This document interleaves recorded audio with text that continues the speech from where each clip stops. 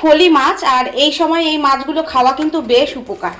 তো এই মাছটা এখন আমি রান্না করে নেব। কড়াইতে তেল দিয়ে দিয়েছি, গরম হয়ে গেছে। প্রথমে মাছগুলোকে আমি খুব ভালোভাবে ভেজে নেব। একটু লবণ আর হলুদ দেখো মাছের গায়ে খুব ভালোভাবে, সবকটা মাছের গায়ে খুব ভালোভাবে আমি মাখিয়ে নিলাম। এবার আমি একটা একটা করে মাছগুলো ভেজে নেব।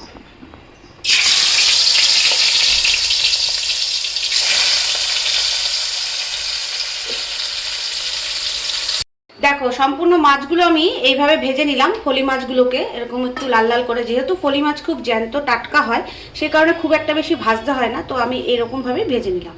কড়াইতে তেল দিয়ে দিয়েছি, তেল গরম হয়ে গেছে। এবার আবারও সামান্য কালো জিরে দিয়ে দিলাম। কালো জিরে না দিলে এই মাছগুলো খেতে ভালো লাগে না, জ্যান্ত মাছ যেহেতু। এবার আমি এই গরম তেলের মধ্যে কালো জিরেটা দেবো, একটু ভাজা ভাজা হয়ে গেছে।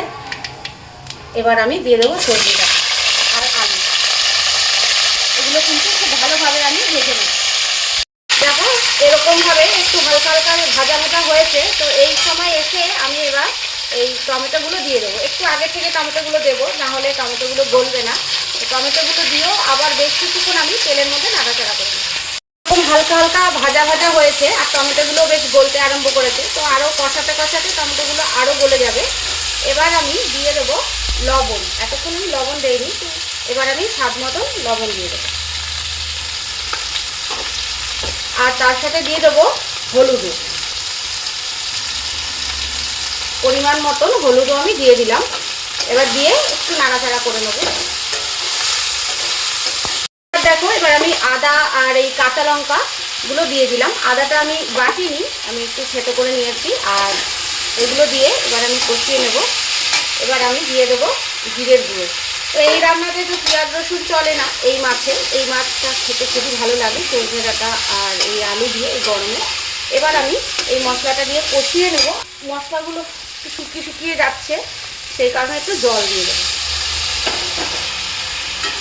জল দিয়ে একটু নাড়াচাড়া করে নেবো, নাহলে মশলাটা পোড়া লেগে যাবে আর গন্ধ আসবে। সেই কারণে জল দিয়ে এবার আমি অল্প জল দিয়ে এবার আমি সামান্য জল দিয়ে দিলাম, কষিয়ে নেব। কিন্তু কষানো হয়ে গেছে, কাঁচা টমেটোর গন্ধটাও চলে গেছে আর আদা আর জিরে বাটার যে গন্ধটা সেটাও চলে গেছে। এবার আমি জল দিয়ে দেবো, কারণ এই মাছের ঝোল কিন্তু ঝোল ঝোল খেতে ভালো লাগে, এগুলো শুকনো খেতে ভালো লাগে না। এই মাছের যত ঝোলটাই বেশ খেতে ভালো লাগে, পাতলা ঝোল। তো আমি পরিমাণ মতন এবার জল দিয়ে দেবো।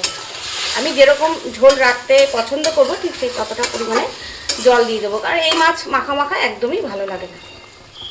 তো খুব ভালোভাবে ফুটছে, ঠিক এই সময় মাছগুলো দিয়ে দিতে হবে। মাছগুলো দিয়ে কিন্তু একটু ফোটাতে হবে। এই মাছগুলোর দিয়ে একটু বেশিক্ষণ ফোটাতে হয়, তবেই মাছের ঝোলে কিন্তু স্বাদ আসে। তো এইভাবে আমি ভেজে রাখা মাছগুলো সব একটা একটা করে দিয়ে দিলাম। এবার বেশ কিছুক্ষণ আমি ফুটতে দেবো।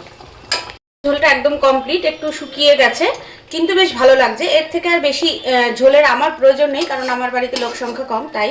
তো এই মাছের ঝোলটাই কিন্তু খেতে খুব স্বাদ লাগে। এবার সজনে ডাঁটা আর আলু দিয়ে করেছি, কালো জিরে একদম মশলা কম।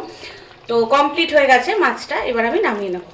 মাছটা একদম কমপ্লিট হয়ে গেছে, কি সুন্দর কালার এসছে। এই মাছের ঝোল বাচ্চাদেরও কিন্তু খাওয়ানো খুব ভালো, তবে মাছ খাওয়ানোর সময় খুবই সাবধান, প্রচুর কাটা হয় এই মাছে। তো বাচ্চাদের মাছটা খাওয়াতে গেলে খুব সাবধানে খাওয়াতে হবে।